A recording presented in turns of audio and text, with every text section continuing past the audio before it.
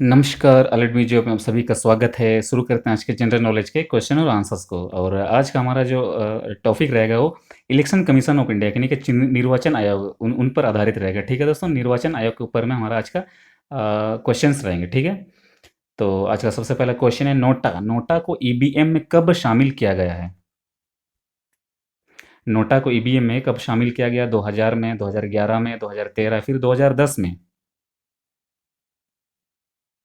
तो इसका आंसर है 2013। ठीक है दोस्तों, 2013 में जो है नोटा को ईवीएम में शामिल किया गया था। ठीक है, नेक्स्ट क्वेश्चन है हमारा, सर्वप्रथम ईवीएम का प्रयोग किस राज्य में हुआ था? सर्वप्रथम ईवीएम का जो प्रयोग है वो किस राज्य में हुआ था? पंजाब, दिल्ली, केरल या फिर तमिलनाडु? तो इसका आंसर है केरल। ठीक है दोस्तों, सर्वप्रथम ईवीएम का प्रयोग जो था वो केरल में हुआ था। ठीक है, नेक्स्ट क्वेश्चन है, किस संविधान संशोधन के तहत मतदान की आयु जो 21 वर्ष से घटाकर 18 वर्ष कर दी गई थी? किस संविधान संशोधन के तहत जो है मतदान की आयु 21 से 18 वर्ष कर दी गई?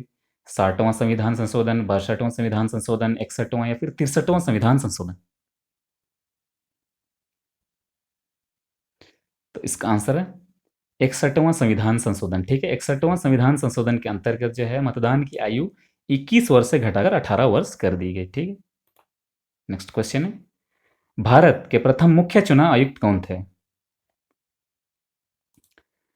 भारत के भारत के प्रथम प्रथम मुख्य चुनाव आयुक्त कौन थे? ठीक है, यहाँ पे छूट गया एक शब्द दोस्तों। भारत के प्रथम मुख्य चुनाव आयुक्त कौन थे? सुशील चंद्र, एसपी सेन वर्मा, डॉक्टर नागेंद्र वर्मा या फिर सुकुमार सेन? इसका आंसर है सुकुमार सेन। ठीक है, भारत के प्रथम जो मुख्य चुनाव आयुक्त है वो सुकुमार सेन थे। ठीक है, नेक्स्ट क्वेश्चन है, चुनाव प्रचार के समय अवधि की घोषणा किसके द्वारा की जाती है? राज्यसभा, निर्वाचन आयोग, लोकसभा या फिर राष्ट्रपति? चुनाव प्रचार के समय अवधि की घोषणा किसके द्वारा की जाती है? तो इसका आंसर है निर्वाचन आयोग। ठीक है दोस्तों, निर्वाचन आयोग। नेक्स्ट क्वेश्चन है, मुख्य चुनाव आयुक्त की नियुक्ति किसके द्वारा होती है?